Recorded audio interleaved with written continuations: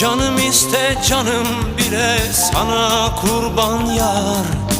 Yıldızlar yerinde güzel bırak dursun yar.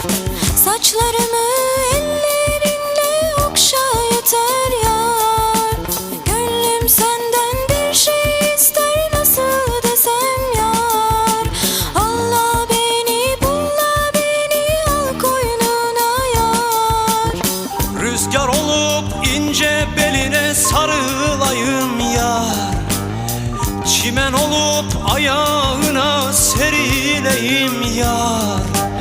Sürme olup gözlerine sürüleyim yar. Canım iste canım bile sana kurban yar. Allah